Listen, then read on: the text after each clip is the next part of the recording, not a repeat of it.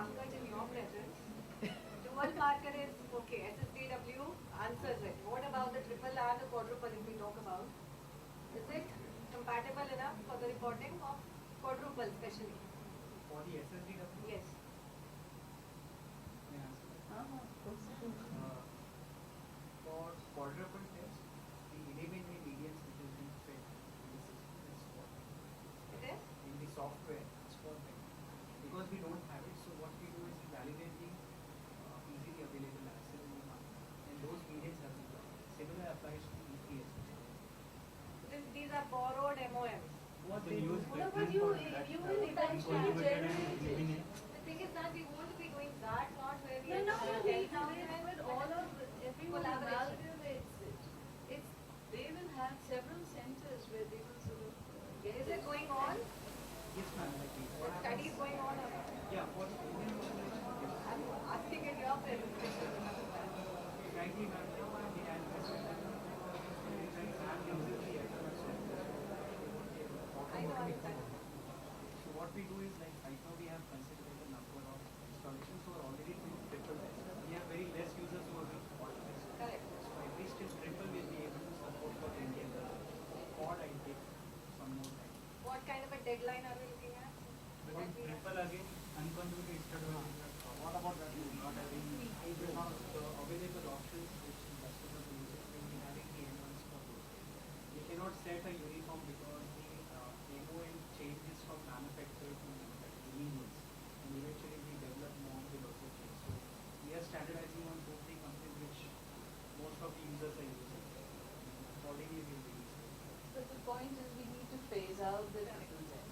That is Yes, ma'am, that is what even we insist, but ma'am, But then she's saying that you don't have a system in place for them to phase it out and move on to the quad. That's what That you're is saying. precisely the question. So it's a deadline without a limit. So we don't know when it's going to happen so that we can actually As ma'am proceed said, that. that dual and a quad is It's the the best. ultimate sensitivity, the best Along with the normal with scan. NT scan. The integrated test. Then But otherwise, at least on a biochemistry, if you want to be independent, the integrated serum is a good thing to do. yeah, the next one will be Yeah.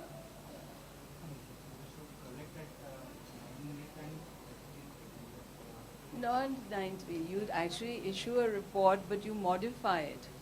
So so one is this stepwise screening as well. So one is where you collect it and then you look at the result. If it is a low risk, you don't issue the report and wait for 16 weeks to do the quad and integrate the serums and two things and give the final report at 16 weeks, which is the old integrated test, which is what Wald and all had proposed. But on a sort of on the field, women are not happy waiting till 16 weeks. So therefore now there is this thing called stepwise integrated, where if it is a high risk, you release that report, and and then sit there and think that okay, they need to be doing other things there, and if it is a low risk, you actually just wait. But what we've done is that we do the first trimester and we integrate the quad with our genetic sonogram. So we always are integrating ultrasound and blood together, but labs can integrate too. So Roche should be, well, if they had a system or there was something else, you can integrate serum markers together so that you are independent from ultrasound. I mean, why it all works well is because both the modalities are independent of each other, and that's why you can combine them to give better risks. hospital-based labs, for example, CAP accredited. I want to start this which guidelines? See, the CAP, for some reason, I don't know why. I'm only aware of Quest being CAP accredited because it's the American Society of Pathologists. For us, we follow the UK NEQUAS thing. We use the new. For me, I'm more comfortable with UK. I don't have that much experience with thing. So I know for us, what we have to do is once you enroll into an external quality control program, and I think the European is pretty good standard. So I know that it's about 1 lakh or something that they charge for an annual thing, and then every quarterly they kind of send you samples which you have to analyze and send it back to them, and you give a report. Yeah, but that is yeah, and PAPE and so these are prenatal. So it is not CAP. It's not like a general pathology lab or pathology body. It is specifically like for us, we are with the NHS screening body, which is completely separate. All they do is just check all the hospitals in UK for maintaining standards. They don't do any other test at all. But for a cost, you can be part of them. So you can be part of a sort of external quality control, which is considered to be a good thing to do. But that would be extra to you doing CAP for all your other things. But I would say go to UK NECWAS rather than CAP. Extra whatever. So I think that's true. We really need to kind of go there. But I'm glad, actually. This is the first time I've spoken to so many people from the lab. Otherwise, I'm just sort of fighting with our lab lady who's kind of, I'm saying that, look, well, you know, PLGF has become universal, and why are we not offering that as a sort of baseline test? And she keeps saying that's another 2,000 to the thing, and you know, it's too much. So anyway, so I thought that why don't I ask you a few questions on abnormal reports? Okay, so look at that screen. So this was an 18-weeker who had come to us, where you guys said that the risk for T21 could not be calculated because of the very, very low levels of maternal estriol on the quadruple test. So what do you all do? I mean, what do you think, or what do you do?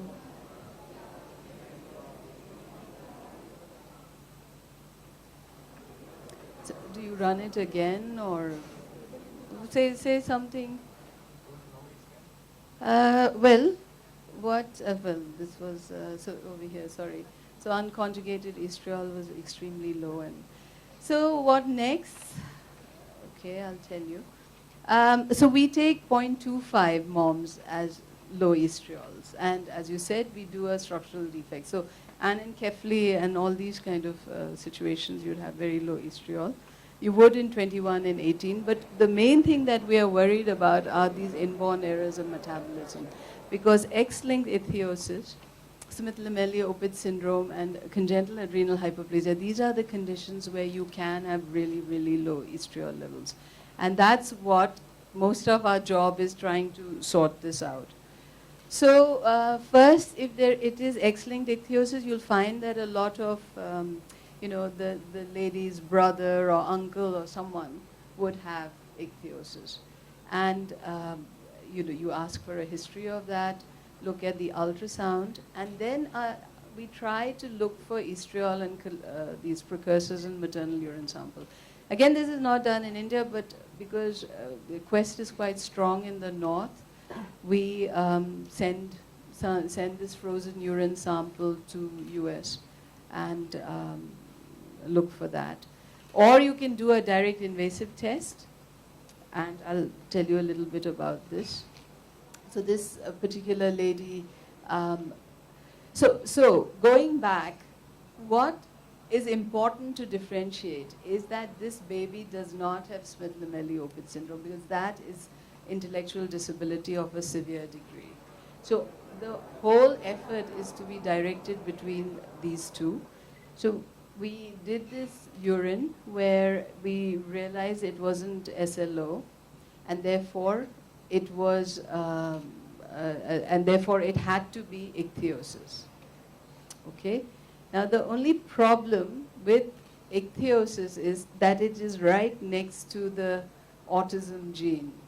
So even if you think that ichthyosis on its own, it doesn't really matter if a baby has X-linked ichthyosis. But because it is right next to the autism gene and Kalman syndrome, you have to do gene sequencing of that entire thing just to differentiate. Okay, so when you kind of give out a report of a low estriol, this is the chain of events which kind of unfolds behind. So have any of you had, you issued out, do you remember lately if you've given out such low estriols? No? But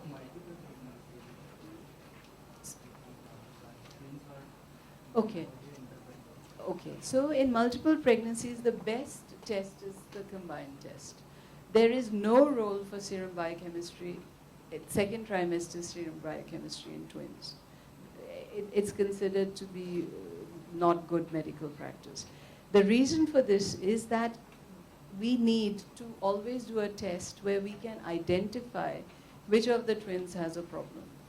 Because if we have, so say if we have DCDA twins, if by chance there is an ultrasound marker like an increased nuchal or there's something else over there, we need to be able to sample that twin, confirm the diagnosis, and then we offer selective feticide.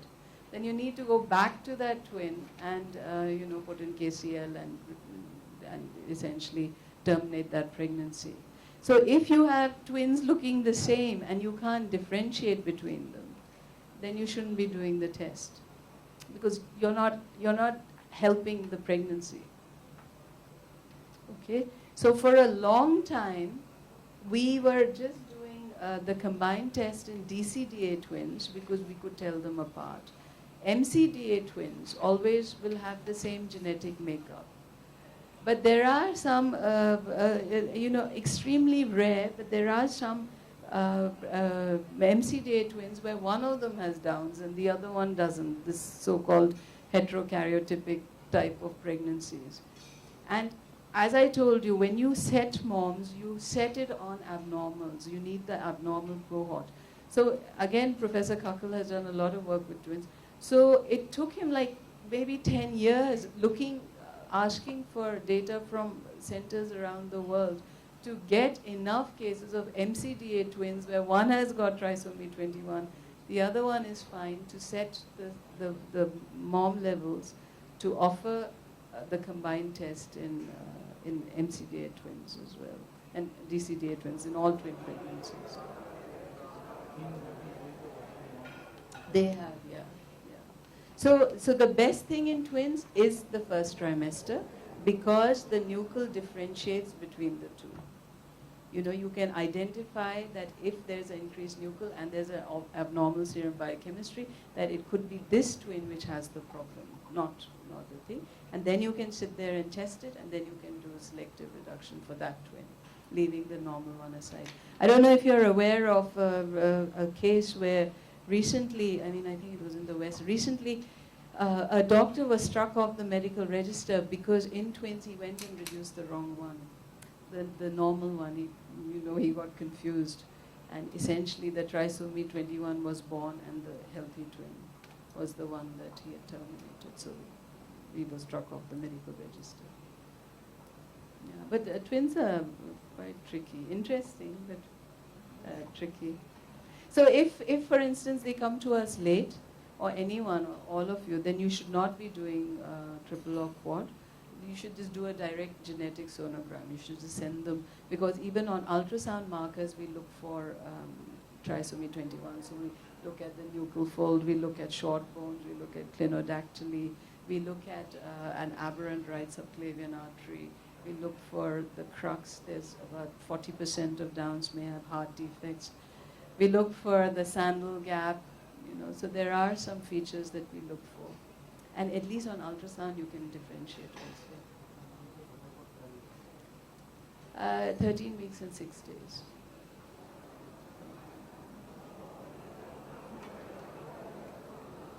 Thank you.